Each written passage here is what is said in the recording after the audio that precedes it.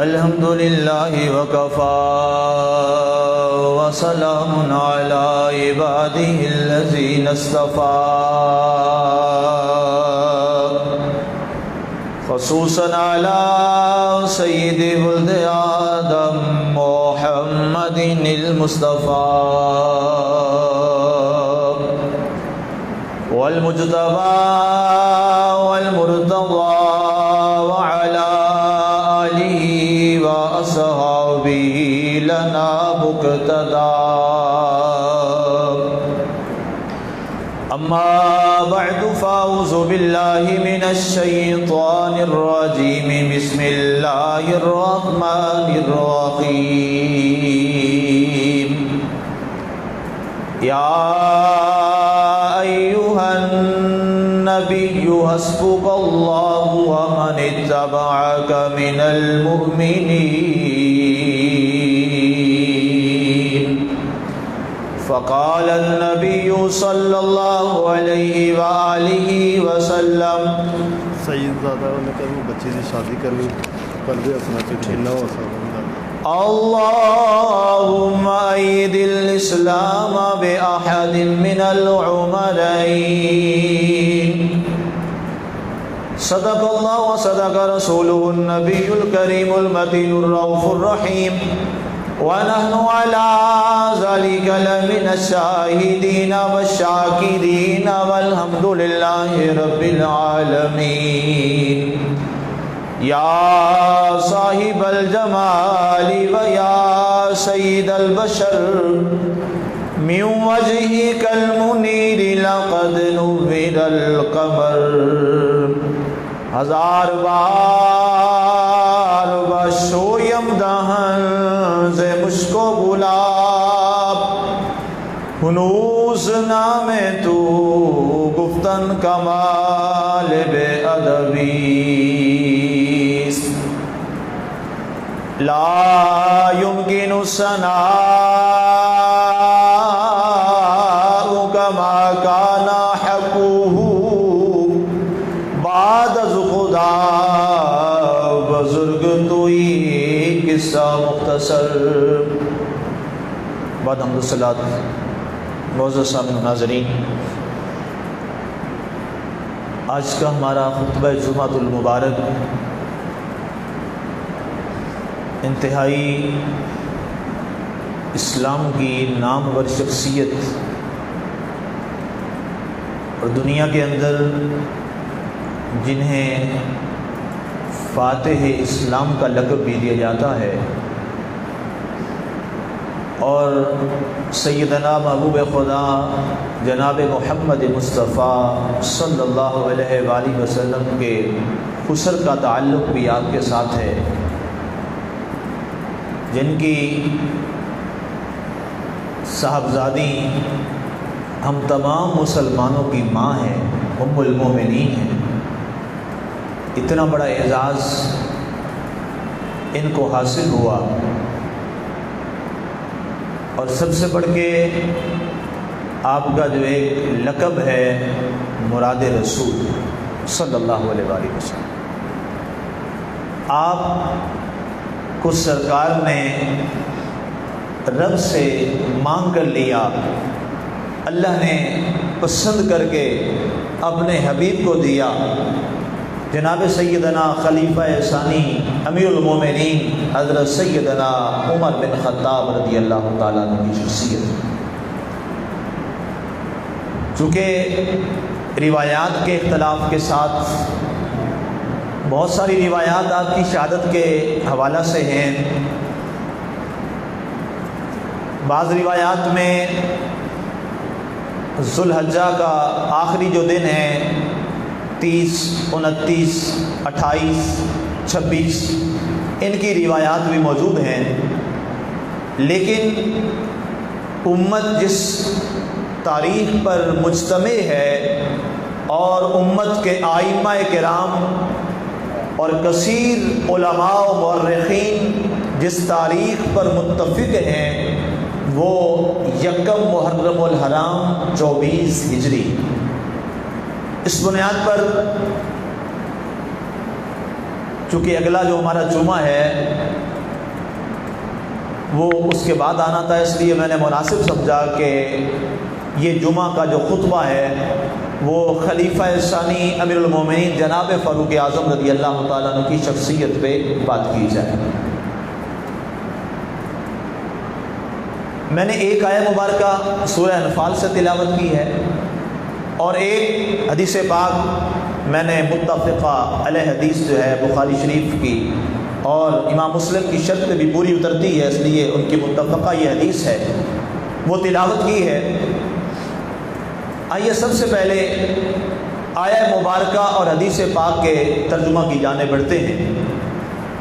ارشاد رب ذوالجلال ہوا سورہ انفال، یا ایھا النبی، اے پیارے حبیب صلی اللہ علیہ وآلہ وسلم، حسبک اللہ، آپ کے لیے آپ کا رب کافی ہے۔ حسبک اللہ، آپ کے لیے آپ کا رب کافی ہے۔ وَمَنِ اتَّبَعَكَ مِنَ الْمُؤْمِنِينَ، اور مومنوں میں سے جنہوں نے آپ کی اتباع کی ہے وہ مومن آپ کے لیے کافی ہیں، آپ کو کسی اور کی ضرورت نہیں ہے۔ حدیث پاک اس کا ترجمہ سماعت کیجیے۔ اللہ کے نبی صلی اللہ علیہ وسلم نے جب قریشی خاندان میں دو بڑے نوجوانوں کو دیکھا، یہ کمال بات ہے کہ ابو جہل تو ظاہر ہے اس کے بارے تو سارے جانتے ہیں کہ وہ قریش خاندان کا تھا، لیکن حضرت عمر کے بارے میں بعض لوگ شکوک و شبہات کا شکار ہیں، تو ان پہ میں واضح کر دوں کہ آپ قریش خاندان کی ایک بڑی مشہور شاخ تھی، برانچ تھی، جسے سب کاسٹ بھی کہہ سکتے ہیں، عدی فیملی تھی۔ آپ عدی فیملی کے ایک بڑے عظیم خاندان کے چشم و چراغ تھے، اور عدی فیملی جو ہے وہ خاندان قریش کی ایک برانچ ہے، تو اس لحاظ سے آپ بھی قریشی ہیں۔ حضرت سیدنا عمر بن خطاب رضی اللہ تعالی عنہ، جب آپ نے قریش کے خاندان میں دو نوجوانوں کو دیکھا سرکار دو عالم صلی اللہ علیہ وآلہ وسلم نے، تو آپ نے یہ دعا کی جو میں نے آج خطبہ کی زینت بنائی، فرمایا اللہم اید الاسلام بأحد من العمرین، اے اللہ دو عمروں میں سے ایک عمر کے ذریعے اسلام کو طاقت عطا فرما دے۔ وہ دو عمر کون سے تھے؟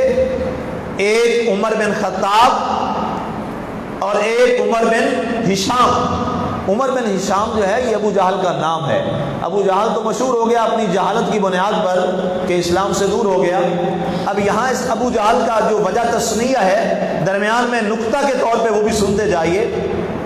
ابو جہل جس کو دنیا آج اس کا نام نہیں جانتی، اگر میں پوچھوں کہ ابو جہل کا نام کیا ہے تو شاید لوگ کہیں کہ یہ کیا سوال ہے جی، ابو جہل کا نام ہی ابو جہل ہے۔ ابو جہل کا نام نہیں ہے، یہ اس کی کنیت ہے۔ ابو جہل جہالت کا باپ، نام اس کا عمر ہے، نام اس کا عمر ہے، لیکن ابو جہل بن گیا۔ حالانکہ عرب کے اندر جو چند ایک لوگ اس دور میں پڑھے لکھے تھے، چند ایک لوگ جو پڑھے لکھے تھے، ان میں عمر بن ہشام ابو جہل کا نام سر فہرست تھا۔ یہ بات بڑی قابل توجہ ہے، پڑھے لکھے لوگوں میں نام سر فہرست ہے، لیکن نام کیا مشہور کر دیا رب نے ساری کائنات میں؟ جہالت کا باپ۔ پتہ یہ چلا علم وہی علم ہے جو آپ کو اللہ کے نبی کے در تک پہنچا دے۔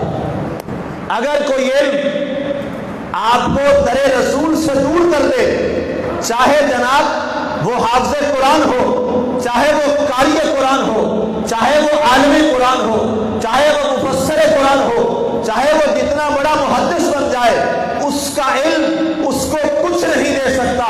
علم تبھی نفع دیتا ہے جب علم لینے کے ساتھ غلامی مصطفیٰ کا پٹا اپنے گلے میں ڈال دیا جائے۔ اگر صرف علم کچھ ہوتا تو ابو جہل کا نام ابو جہل نہ پڑتا، دنیا اسے علم والا کہتی تھی، لیکن اللہ کے رسول نے اور ساری کائنات نے اسے جہالت کا باپ بنا دیا، اور آج ابو جہل مشہور ہو گیا اس لیے کہ اس کے علم نے اسے در مصطفیٰ سے دور کر دیا۔ اور جو ابھی کچھ پڑھا بھی نہیں تھا اور جس کے پاس ظاہری علم بھی نہیں تھا، لیکن لیکن در مصطفیٰ پہ آیا تو رب تعالیٰ نے قیامت تک کے لیے اسے سیدنا بلال بنا دیا تھا۔ تو پتہ کیا چلا؟ اصل جو مقصد ہے، وہ اصل جو ذات ہے وہ کیا ہے؟ علم سارا سب کچھ تبھی نفع دیتا ہے جب علم کے ساتھ غلامی مصطفیٰ نصیب ہو جائے۔ قرآن میں ایک آیت مبارکہ ہے، میں یہ ایک بات سمجھا کے پھر واپس اپنے موضوع کی جانب بڑھوں۔ اللہ قرآن میں فرماتا ہے یضل بہ کثیرا ویہدی بہ کثیرا۔ قرآن کا اشارہ ہے ہی ضمیر سے، بہی۔ اللہ فرماتا ہے اس قرآن کو پڑھ کر، اسی قرآن کا نام لیا یضل بہ کثیرا، اس قرآن کو پڑھ کے بڑے گمراہ ہو گئے، اور اسی قرآن کو پڑھ کر وَيَهْدِي بِهِ كَثِيرًا بڑے لوگ ہدایت لے گئے۔ اب سوال یہ ہے، بڑا نفیس نقطہ ہے، قرآن تو ایک ہے، کلام بھی رب کا ہے، پڑھنے والے بھی مسلمان ہیں، لیکن سوال یہاں بڑا عجیب ہے، یضل بہ کثیرا ویہدی بہ کثیرا۔ قرآن پڑھ کے لوگ گمراہ بھی ہو گئے، قرآن پڑھ کے لوگ ہدایت بھی پا گئے۔ مولا کیا وجہ ہے؟ کلام بھی تیرا ہے، قرآن بھی تیرا ہے، پڑھنے والے بھی اس کو پڑھ رہے ہیں، لیکن ایک ہدایت لے کے کامیاب ہو گیا، دوسرا گمراہ ہو گیا۔ فرمایا فرق یہ ہے کہ ایک نے قرآن پڑھا تو اسے غلامی رسول سمجھ آ گئی، اور اس نے کیا کہا؟ اس نے کہا سارا کچھ کیا ہے دین میں، اصل کیا ہے؟ سارا کچھ محبت مصطفیٰ ہے۔ اس نے میرے مصطفیٰ کے اوصاف کو ڈھونڈا، قرآن پڑھا، میرے آقا کی تعریفوں کو ڈھونڈا، میرے آقا کے اوصاف کو ڈھونڈا، تو اللہ نے کیا فرمایا؟ یہدی بہ کثیرا، جو قرآن پڑھ کے محبت رسول میں گم ہو جائے اور یہ اعلان کرے باخدا خدا کا ہے یہی در، نہیں اور کوئی مفر مکر، جو وہاں ہو یہیں آ کے ہو، جو وہاں نہیں تو یہاں بھی نہیں۔ فرمایا جس نے یہ عقیدہ رکھا تو مبارک ہو، قرآن نے اسے ہدایت والا بنا دیا۔ اور جس نے قرآن پڑھنے کے بعد نعوذ باللہ یہ کہا کہ نعوذ باللہ اللہ کے نبی کی ذات کے بارے میں عجیب جملے بولے، اور کہا نعوذ باللہ کہ نبی جو ہیں وہ مر کے مٹی ہو گئے، خدا نخواستہ جس نے یہ جملہ جاہلانہ اور کافرانہ بولا، اللہ نے فرمایا یہ قرآن پڑھ کے وہ گمراہ ہو گئے۔ میں پرسوں ایک یوٹیوب پہ ایک شخص کا بیان ایسے ہی میں سن رہا تھا، وہ میں اس کی ہمت کو اور اس کی جسارت کو عجیب سمجھتا ہوں کہ جناب ممبر ہے، جو بات سمجھانا چاہ رہا ہوں کہ یضل بہ کثیرا، لوگ گمراہ بھی ہو جاتے ہیں۔ وہ ممبر پہ بیٹھ کے کیا کہہ رہا ہے؟ نعوذ باللہ نعوذ باللہ، کہ کچھ لوگ آج بھی ہیں جو نبی کو زندہ سمجھتے ہیں، حالانکہ نبی تو مردہ ہے۔ استغفر اللہ علیہ باللہ۔ اور دلیل کیا دے رہا ہے کہ نبی کا وصال ہوا، جب وہ دنیا سے ان کی روح قبض کی گئی تو جناب 3-4 دن ان کی ناش مبارک جو ہے وہ رکھی رہی، تو اس دوران اگر وہ زندہ ہوتے تو کسی سے بات کر لیتے اور کہتے کہ میرے ساتھ یہ کر لو۔ اب لوگ سامنے بیٹھے ہیں، لوگ وہ بھی قرآن سننے آئے ہیں، اب یہ کیا ہے؟ یہ قرآن پڑھ کے لوگوں کو خود بھی گمراہ ہو رہا ہے، لوگوں کو بھی گمراہ کر رہا ہے۔ اور ایک وہ شخص ہے جو یہ کہتا ہے کہ جناب میرے آقا کریم علیہ الصلوۃ والسلام کا مقام یہ ہے کہ قرآن یہ فرماتا ہے وَلَوْ أَنَّهُمْ إِذْ ظَلَمُوا أَنفُسَهُمْ جَاءُوكَ۔ قرآن پڑھ کے ایک شخص یہ بھی سمجھا رہا ہے، اور ہم اپنے ممبر سے یہ بتا رہے ہیں کہ لوگوں یہ قرآن ہے۔ اللہ فرماتا ہے اگر تم کبھی اپنی جانوں پر گناہ کر کے ظلم کر بیٹھو نا تو پھر پریشان نہ ہونا کہ اب کدھر جائیں۔ فرمایا جاؤگا، پیارے حبیب وہ لوگ تیری دربار میں اور تیری بارگاہ میں آ جائیں، اور وہاں آ کر کیا کریں؟ واستغفر اللہ واستغفر لهم الرسول لوجدوا اللہ توابا رحیما، وہ آ کر اللہ سے توبہ کریں، اور اے پیارے حبیب تو بھی ان کے لیے استغفار کی دعا کر تو اللہ تعالیٰ ان کی توبہ کو قبول فرما لے گا۔ اب ایک یہ قرآن کی آیت بھی ہے جو ایک صاحب بیان کر رہے ہیں اور ہم بیان کرتے ہیں۔ قرآن کی کوئی آیت ایسی ہے جو صرف سرکار کے زمانہ کے لیے؟ نہیں۔ کیا قرآن سرکار کے زمانہ کے لیے ہے؟ نہیں۔ قرآن کی ہر آیت قیامت تک کے لیے ہر مسلمان کے لیے ہے اور ہر زمانے کے لیے ہے، اور یہی قرآن کا اعجاز ہے۔ زمانے بدلتے رہے، انداز بدلتے رہے، اطوار بدلتے رہے، طریقے بدلتے رہے، مزاج بدلتے رہے، تہذیبیں بدلتی رہی، معاشرت بدلتے رہے، ثقافتیں بدلتی رہی، لوگوں کے رہن و سہن اور سوچ و افکار کے مزاج بدلتے رہے، لیکن قرآن کا اعجاز یہ ہے، قرآن کو جس دور میں لے آؤ گے، جس زمانے میں لے آؤ گے، جس ثقافت میں لے آؤ گے، جس کلچر میں لے آؤ گے، جس مزاج میں لے آؤ گے، رب کا کلام ایسا عظیم ہے، ہر دور میں تمہیں قرآن اعلیٰ نظر آئے گا۔ یہ قرآن کا اعجاز ہے، یہ قرآن کا معجزہ ہے۔ علی مرتبہ سامعین، اب آئیے، میں نے عرض کیا ابو جہل کی وجہ تسمیہ آپ سمجھ گئے، علم تھا، جانتا تھا، صاحب علم تھا، لیکن رب نے مشہور کر دیا جہالت کا باب۔ کیوں؟ اس کے پاس وہ علم نہیں تھا جس علم سے در مصطفیٰ کی خبر آئے۔ تو یہ بات طے ہو گئی، علم وہی علم نافع ہے جو آپ کو غلامی رسول تک پہنچا دے۔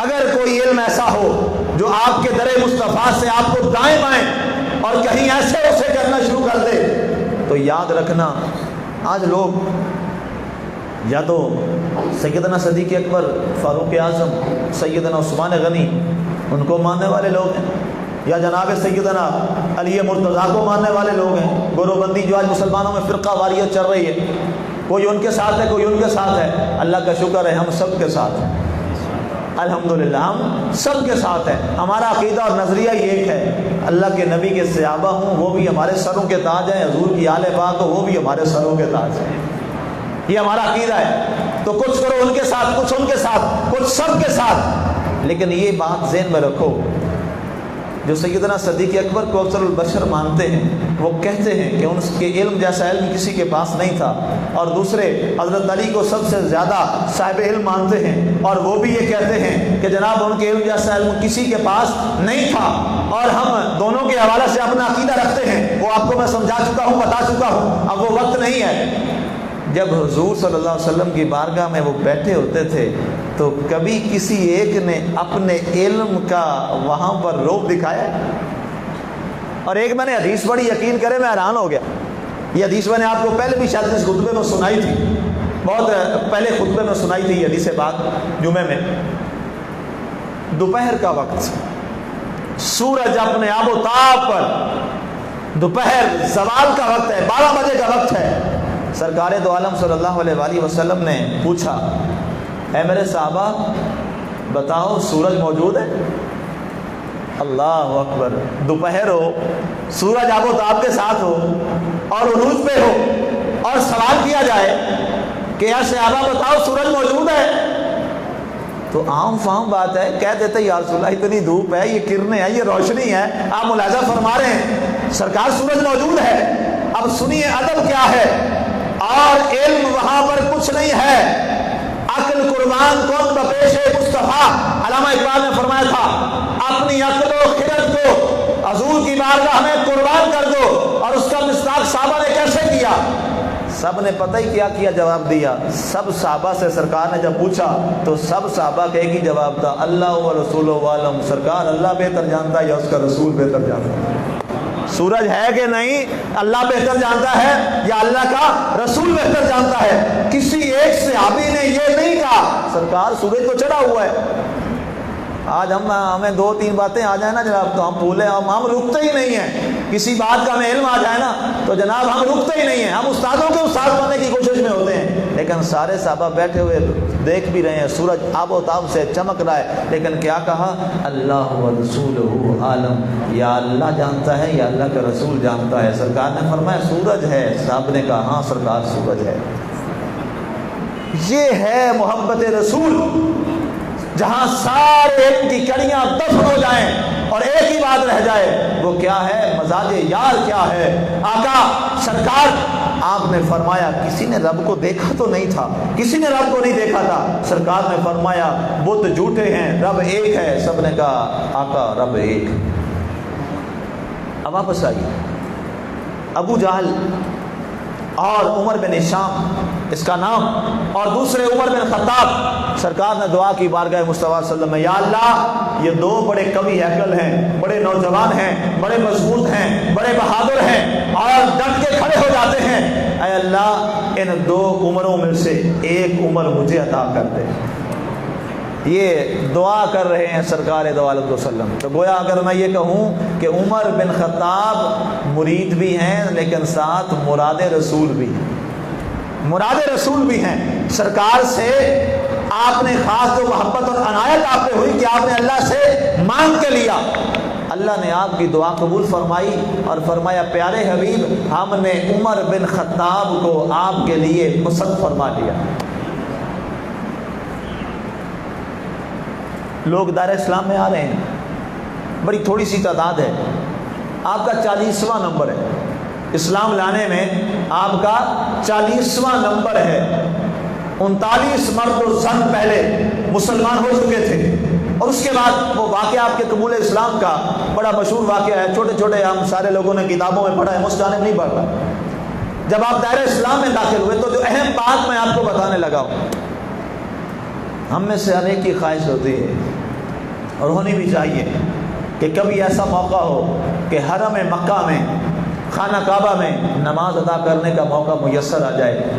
39 مرد و عورت مسلمان ہو چکے ہیں لیکن ابھی کعبے کے اندر، مکے میں رہتے ہوئے کعبہ کے اندر نماز ادا کرنے کا موقع میسر نہیں آ رہا۔ حضرت سیدنا ابن ارقم رضی اللہ تعالی عنہ، ان کے گھر میں دار ارقم میں نماز ادا ہوتی ہے اور چھپ کے اذان ہوتی ہے، چھپ کے نماز ہو رہی ہے، اور جناب فاروق اعظم رضی اللہ تعالیٰ عنہ دائرہ اسلام میں داخل ہوئے، بارگاہ مصطفیٰ میں اذان ہوئی، جماعت ہوئی، آپ نے ایک نماز پڑھی، تو نماز کے بعد سرکار کی بارگاہ میں بڑے ادب کے ساتھ روزان ہو کے بیٹھ گئے، عرض کی یا رسول اللہ صلی اللہ علیہ وسلم یہ جو ہم نے ابھی نماز پڑھی ہے اور جو اذان ابھی دی گئی ہے، کیا جو چھپ کے ہی ظاہر دی گئی ہے، کیا یہ حق اور سچ ہے؟ سرکار نے فرمایا ہاں عمر یہ حق اور سچ ہے، نماز بھی برحق ہے، اذان بھی برحق ہے، اور یہ اللہ کا پیغام ہے اور یہ فرض ہے ہر مسلمان پر، کلمہ توحید و رسالت کے بعد یہ سب پر فرض ہو جاتی ہے۔ تو آپ نے عرض کی یا رسول اللہ اگر یہ حق ہے تو پھر ہم کعبے میں کیوں نہیں پڑھتے؟ اللہ اکبر، فرمایا پھر کعبے میں کیوں نہیں پڑھتے؟ کہا عمر ابھی اسلام کو اللہ نے پورا غلبہ نہیں دیا، اور دشمنان اسلام جو ہیں وہ کہیں ہمیں تکلیف نہ پہنچا دیں، تو ایک مصلحت کے تحت اس لیے ہم نماز یہاں پہ دار ارقم میں چھپ کے پڑھ رہے تھے۔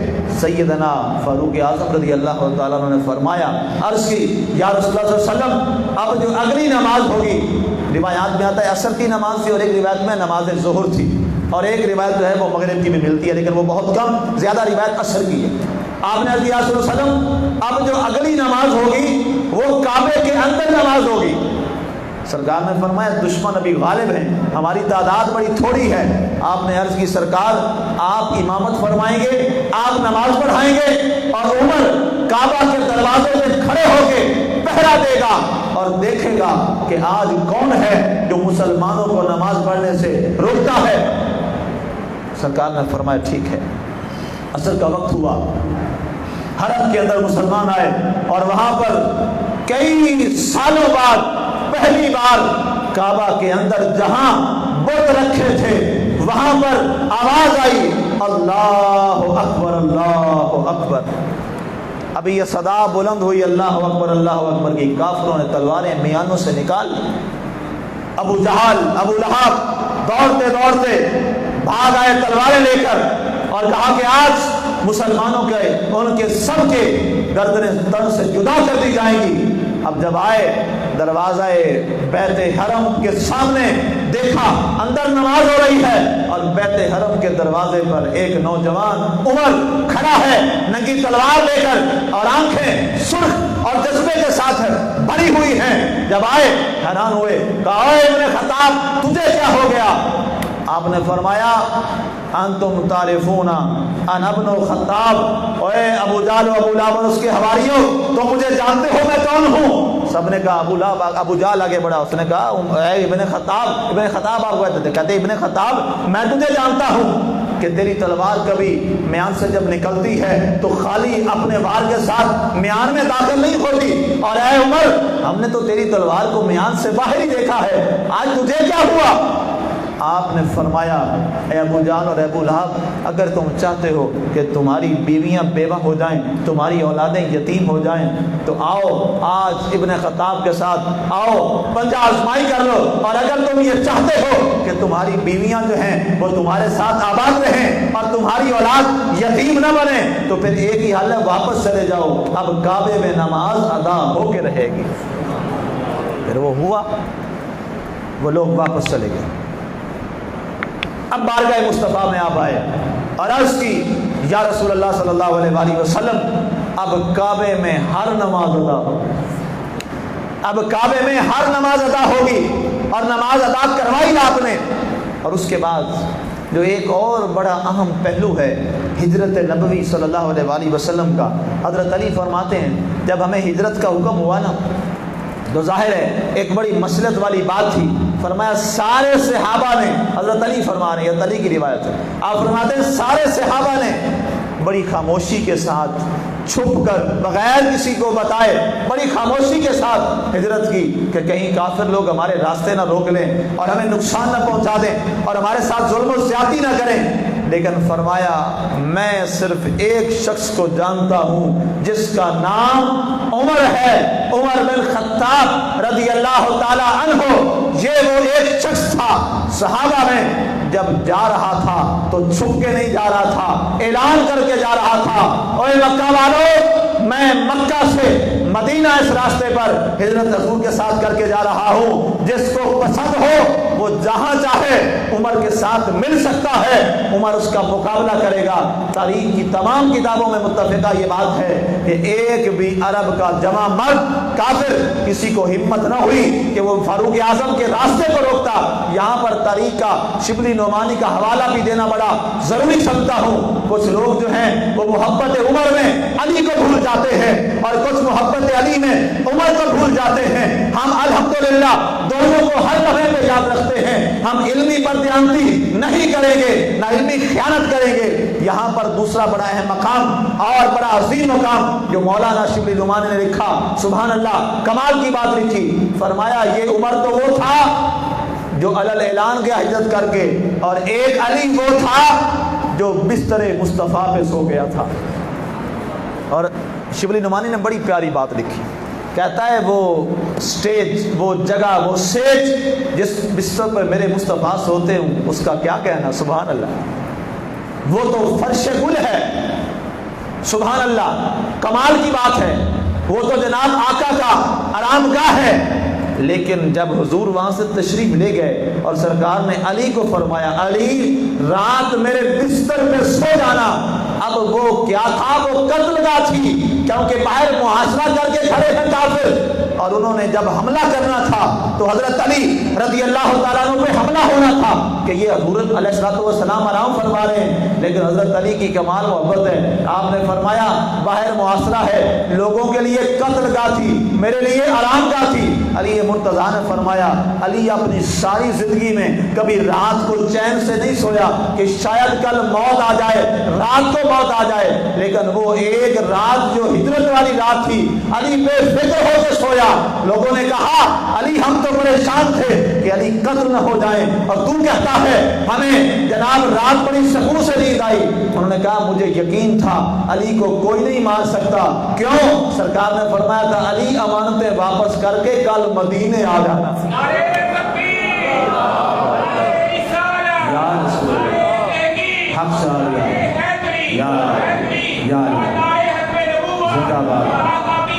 یا رسول اللہ فدا کا ابی و امی، فدا کا ابی و امی، فدا کا ابی و امی، یا رسول اللہ۔ اب حضرت علی مرتضیٰ کا یہ مقام کہ وہ قتل گاہ میں آرام کے ساتھ سوئے ہیں، اور فاروق اعظم کا یہ مقام کہ بغیر چھپے علل اعلان جا رہے ہیں اور وہاں پر پہنچے، اور مدینہ منورہ کی سرزمین میں آپ کا جو روب اور دبدبا تھا وہ کمال تھا۔ اور وقت چونکہ بہت تھوڑا ہے میں سمیٹنے کی بات کروں، علی مرتضیٰ رضی اللہ تعالیٰ عنہ یہ روایت بیان کرتے ہیں کہ میں نے فاروق اعظم کے علاوہ کسی اور کو نہیں جانا اور نہ میں جانتا ہوں جو علی اعلان ہجرت کر کے گیا ہو۔ علی مرتضیٰ کا یہ بیان شجاعت عمر بن خطاب کی بڑی واضح دلیل ہے۔ جانتے ہیں فاتح خیبر جس کی دلیری کی بات کرے اس کی دلیری عام نہیں ہو سکتی۔ فاتح خیبر جس کی عظمت کا بیان کرے وہ عام نہیں ہو سکتا، اور علی مرتضیٰ شیر خدا اور یہ دو شخصیات اسلام کے اندر ایسی مثال بنی کہ دنیا آج قدر فاروقی کو یاد رکھتی ہے، اور یہودیوں کو بڑی تکلیف ہے حضرت علی سے۔ یہودی آج بھی کہتے ہیں جب ہمارا مسیح آئے گا نا تو ہم نے مسلمانوں سے بدلہ لینا ہے۔ کہتے ہیں کیا بدلہ لینا ہے؟ کہتے ہیں وہ جو ان کے ایک علی نے کیا تھا۔ ان کو پتہ نہیں ہے ان کے مسیح جو ہے نا، جو دجال ہے، اللہ تعالیٰ کا کمال انتخاب ہے، اس کو مارنے کے لیے بھی علی کا پتر ہی آئے گا۔ امام مہدی کون ہے؟ علی مرتضیٰ شیر کی اولاد ہے، شیر خدا کی اولاد ہے۔ رب نے فرمایا یہودیوں ابھی تمہیں پتہ نہیں چلا، تب بھی تمہیں برباد کیا تھا خیبر کا دروازہ توڑ کے علی نے، اور جب تمہارا مسیح آئے گا تو تب بھی برباد تمہیں کرے گا علی کا پتر، علی کا بیٹا امام مہدی، نام اس کا بھی محمد ہوگا رضی اللہ تعالیٰ علیہ السلام۔ جب آئیں گے تو کلا کما کر کے جائیں گے۔ آئیے واپس جنابی فاروق اعظم رضی اللہ تعالیٰ عنہ نے آپ نے کون کون سی ریاستیں جو فتح فرمائیں؟ مصر، لیبیا، افغانستان، تاجکستان، ازبکستان، یمن، شام، عراق، کویت، یہ سارے، لبنان، اردن اور یہ متحدہ عرب امارات اور آپ کے یہ جتنے بھی یہ بحرین، یہ سارے علاقے تقریباً یہ 21 ریاستیں آج قائم ہیں دنیا میں، 21 یہ بڑے ممالک، اور یہ پاکستان کا جو بلوچستان ہے، بلوچستان پاکستان میں جو موجود ہے یہ، اور سندھ کا کچھ حصہ، آدھا حصہ جو ہے جس بنیاد پر اس کو باب الاسلام بھی کہا جاتا ہے، یہاں تک سندھ کی سرزمین تک جناب سیدنا فاروق اعظم رضی اللہ تعالی عنہ کی فتوحات ہیں۔ اور یہ وہ عظیم صحابی رسول ہیں جو میں نے آیت مبارکہ قرآن کی پڑھی نا، یہ آیت پتہ کب نازل ہوئی؟ جب حضرت عمر رضی اللہ تعالیٰ عنہ دائرہ اسلام میں آئے نا تو اللہ تعالیٰ نے یہ آیت مبارکہ سورۃ انفال کی نازل فرمائی، فرمایا یا ایھا النبی حسبک اللہ ومن اتبعک من المؤمنین، اے نبی تجھے اللہ کافی ہے، اور اب جو عمر آیا ہے اسلام لے کے اب تیرے لیے یہ کافی ہے۔ یہ آپ کی شان اور عظمت کے لیے۔ آپ کی شہادت کا معاملہ بڑا عجیب سا ہے، اور آپ کی شہادت کی گواہی سرکار نے دے دی تھی۔ کس وقت؟ جب سرکار عہد پہ تشریف لے گئے، آپ کے ساتھ سیدنا صدیق اکبر بھی تھے، آپ کے ساتھ سیدنا فاروق اعظم بھی تھے، اور آپ کے ساتھ سیدنا عثمان غنی ذوالنورین رضی اللہ تعالیٰ عنہ، یہ 3 صحابہ ہیں۔ تو جب عہد پہاڑ پہ سوار ہوئے تو وہ کانپنے لگا، سرکار نے فرمایا اپنے عصا مبارک سے، اور یہ کہہ کہ آپ نے ایڑی ماری، فرمایا عہد ٹھہر جا، تجھے پتہ نہیں تیرے اوپر ایک نبی ہے، ایک صدیق ہے، اور 2 شہید موجود ہیں۔ صدیق اکبر، صدیق سرکار خود، اور 2 شہید کون سے؟ حضرت سیدنا عثمان غنی بھی جامع شہادت، پچھلا خطبہ آپ نے سنا، اور حضرت سیدنا عمر بن خطاب رضی اللہ تعالیٰ عنہ آپ نے بھی جامع شہادت نوش کیا۔ اور جب آپ فجر کی نماز پڑھا رہے تھے نا تو یہ ایک مجوسی شخص تھا، ابو لؤلؤ مجوسی، اس ظالم شخص نے جو چھپ کے بیٹھا ہوا تھا، آپ نے ابھی تکبیر تحریمہ کہی تو ظالم نے زہر آلود خنجر آپ کے اوپر مار دیا، اور آپ پہ کئی زخم آ گئے، اور اس دوران جب آپ گر پڑے تو وقت بڑا تھوڑا رہ گیا تھا۔ حضرت عبد الرحمن بن عوف رضی اللہ تعالیٰ عنہ نے آپ نے وہاں پر مختصر چھوٹی چھوٹی صورتیں پڑھ کے نماز فجر کی جماعت ادا کروائی۔ یہاں سے یہ بھی کمال پتہ چلتا ہے، آج ہم صبح سوئے رہتے ہیں اور ہم جناب نماز کے لیے نہیں آتے، یہاں عمر جیسا خلیفہ شہادت کے قریب پہنچ چکا ہے، زخمی ہو چکا ہے، لوگوں نے یہ نہیں کہا کہ یہ کیا ہو گیا، ہمارا امیر المومنین اس کے ساتھ یہ ہو گیا۔ عبد الرحمن بن عوف آگے بڑھے، فرمایا پہلے نماز ادا کرو پھر عمر کو اٹھائیں گے۔ نماز فجر ادا کرنے کے بعد ان کو پھر لے گئے اور ان کے زخموں کا علاج ہوا۔ آج مسلمان پیارے پیارے بستروں پہ سو کے، افسوس ہے جب مؤذن اذان دیتا ہے اور یہ کہتا ہے الصلاۃ خیر من النوم، افسوس کی بات ہے مسلمان پھر بھی سویا رہتا ہے۔ یہ بڑے افسوس کی بات ہے، دکھ والی بات ہے کہ فجر کی نماز، حضور نے فرمایا تھا 2 نمازیں منافقوں پہ بھاری ہیں، ایک فجر کی نماز ان میں شامل، فجر اور عشاء، حضور نے فرمایا یہ منافقوں پہ بھاری ہیں، یہ نہیں پڑھتے۔ کیا ہم مسلمان ہیں یا منافق ہیں؟ مسلمان ہیں۔ میری سخت بات سن لو، فجر کی نماز جس نے اپنے صبح کا آغاز بھی رب کے نام سے نہیں کیا، بس سارا دن کا ہی بیڑا غرق کر دیا۔ آج سوئے رہتے ہو، ہماری مسجدیں اجڑ گئی، ہماری مسجدیں ویران ہو گئی فجر کی نماز میں۔ اور میں آپ سے یہ عرض کروں، یہاں تو ہمارا الحمدللہ باقاعدہ طور پہ ریگولر روزانہ درس قرآن بھی ہوتا ہے، اور یہ کتنا اچھا موقع تھا کہ سارے احباب آتے، بچے بھی، نوجوان بھی، بزرگ آتے ہیں، نوجوان بھی آتے ہیں، لیکن بہت تھوڑے، سب کو آنا چاہیے تاکہ کم از کم آ کے قرآن بھی سیکھ لیں۔ ایک اچھا موقع ہے، لیکن میں ممبر پہ یہ کہہ رہا ہوں، میں وہ سارا کام اپنے رب کی رضا کے لیے کر رہا ہوں۔ قیامت والے دن میں اس محلے کے بارے میں رب کے ضرور بات کروں گا، یا اللہ میں فجر کے وقت اذان سے بھی پہلے اٹھ کے تیاری کرتا تھا، قرآن پڑھتا تھا، جو تفسیر بیان کرنی ہوتی وہ میں بیان کرتا تھا، رات کو 2-3 بجے واپس صرف میں اس لیے آتا ہوں کہ درس قرآن کی چھٹی نہ ہو جائے، میں سوتا نہیں اس ڈر سے کہ کہیں آنکھ نہ لگ جائے، میں خود پڑھاؤں گا اور درس قرآن دوں گا۔ یا اللہ ان کی ذمہ داری تھی یا کہ قرآن سیکھتے، کل کوئی یہ نہیں کہہ سکے گا کہ ہمیں قرآن سیکھنے کا موقع نہیں ملا۔ میں اللہ کے حضور کہوں گا مولا میں سکھاتا رہا، 8 سال بیت گیا، الحمدللہ ہم سورۃ نجم کے آج میرے خیال 12 کے 13 آیت پہ آج ہم موجود تھے، آج درس ہوا، صرف اتوار کو چھٹی ہوتی ہے، اس کے علاوہ کوئی چھٹی نہیں ہے، می آئے اندھیر آئے آندھی آئے جو کچھ ہو، تو آپ کیوں نہیں آتے؟ مجھے کوئی فرق نہیں پڑنا، اللہ گواہ ہے میں اللہ کے گھر میں بیٹھا ہوں، میرے سامنے درس قرآن میں ایک بندہ ہوں، میں نے پھر بھی اتنا ہی درس قرآن دینا ہوتا ہے، بندے 10 بیٹھے ہوں پھر بھی درس قرآن اتنا ہی دینا ہوتا ہے، بندے 100 بیٹھے ہوں درس قرآن پھر بھی اتنا ہوتا ہے، بندے کوئی نہ ہوں پھر بھی چاند ایک بھی ہو تو پھر بھی دینا ہے۔ کیوں؟ میں انہیں نہیں اپنے رب کو راضی کر رہا، ہاں اس حصے میں جو آ گیا اس کا اپنا مقدر۔ حضرت فاروق اعظم رضی اللہ تعالیٰ عنہ، بات ختم کروں، 3-4 دن کے زخموں کی تاب نہ لاتے ہوئے آپ وصال فرما گئے، شہادت آپ نے جامع شہادت نوش فرمایا، لیکن آخر میں جو آپ کا ایک جملہ ہے وہ بڑا باکمال ہے، آپ نے فرمایا اے اللہ تیرا شکر ہے مجھے قتل کرنے والا مسلمان نہیں، ابو لولو مجوسی ہے اور اس نے خودکشی کر لی تھی، وہیں پر جب اس پہ حملہ ہوا تو خودکشی کر لی کہ اب مجھے لوگ مار دیں گے۔ آپ نے عرض کی، پوچھا گیا آپ سے کہ اب کیا ہوگا؟ آپ نے اپنے صاحبزادے سے فرمایا اے بیٹے میری ایک وصیت ہے، جو میرے اوپر قرض ہے 86,000 دینار آپ کے اوپر قرض تھا، 86,000 دینار، وہ دینار کہاں پہ آپ نے لگائے تھے؟ وہ سارے دینار آپ نے لوگوں کے لیے فلاح و بہبود میں خیرات پہ لگائے تھے، یہ جذبہ تھا خیرات کا۔ آپ نے فرمایا اس کو ادا کرنا میرے بات، انہوں نے کہا ابا جان میں ادا کروں گا۔ اور دوسری بات فرمایا اما عائشہ کے پاس جانا اور ان سے کہنا کہ میں جناب محمد عربی صلی اللہ علیہ وسلم اور جناب سیدنا صدیق اکبر کے ساتھ دفن ہونا چاہتا ہوں، اگر اجازت مل جائے تو آپ نے فرمایا میں ضرور، اگر اجازت دے دیں تو وہاں دفن کرنا، ورنہ جنت البقیع میں مجھے دفن کر دینا۔ لیکن سبحان اللہ، جس کو میرے رسول نے مانگ کے لیا تھا اس کو مزار میں بھی جگہ عطا فرما دی۔ سید عائشہ کے پاس گئے، سید عائشہ نے فرمایا یہ جگہ میں نے اپنے لیے رکھی تھی، لیکن عمر چونکہ مراد رسول ہے اور خلیفۃ المسلمین امیر المومنین ہیں، لہذا میں اپنی قربانی دیتے ہوئے اپنی جگہ میں عمر فاروق کو دیتی ہوں۔ اور جب وہاں پہ آپ کو دفن کیا گیا تو آپ کے صاحبزادے فرماتے ہیں کہ خواب میں مجھے ابا جان ملے تو میں نے عرض کیا کہ سنائیے ابا جان کیا ہوا؟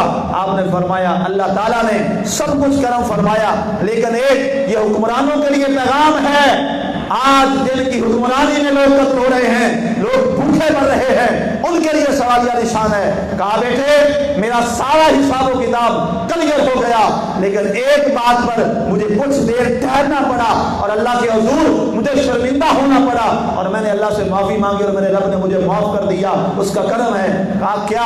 فرمایا ایک پل بنا تھا تو میں نے اس کو جا کر نہ دیکھا، گورنر کو میں نے کہا تم دیکھ لینا، تو اس نے کہا جی بالکل پل ٹھیک ہے، تو میں نے کہا لوگوں کے لیے کھول دیا جائے۔ وہاں پر تھوڑا سا سوراخ رہ گیا تھا، ایک دفعہ وہاں سے بکریوں کا ریوڑ گزر رہا تھا تو بکری کا ایک پاؤں اس کے اندر اس کا جو کھل ہوتا ہے وہ پھنس گیا اور اس پر تھوڑی سی خراش آ گئی۔ اللہ نے فرمایا عمر وہ تیرے زمانے میں ہوا تو کیوں؟ اللہ اکبر، یہ کتنی بڑی بات ہے۔ ریاست مدینہ نام سے نہیں بن جانی، ہاں جی ریاست مدینہ یہ عمر رضی اللہ تعالیٰ عنہ کا عمل۔ اگر ایک بکری کے پاؤں کے کھر میں زخم آ جائے تو اس کا جواب اللہ کے حضور دینا پڑ گیا فاروق اعظم کو، جسے حضور نے فرمایا تھا یہ جنتی ہے۔ تو بتاؤ جس کے زمانے میں انسان قتل ہوتے رہیں، جس کے دور میں ناحق مسلمان قتل ہوتے رہیں، بیواؤں کی عزت لٹتی رہیں اور بچیوں کی عصمت دوری ہوتی رہے، اور وہاں پہ ہمارے حکمران بیٹھے رہیں، یہ یاد رکھیے گا یہ تخت اور یہ تمہارے سارا کچھ یہ پھولوں والی سیجیں انہیں مت سمجھو، یہ آرام دہ جگہ نہیں ہے جس کے لیے لڑتے ہو، یہ کانٹے ہیں، ان پر کانٹے سمجھ کے بیٹھو اور اتنا کام کرو جتنا جس کا جواب کل دے سکو کہ محمد سے وفا تو نے تو ہم تیرے ہیں کہ جہاں چیز ہے کہ اعلیٰ ہو کل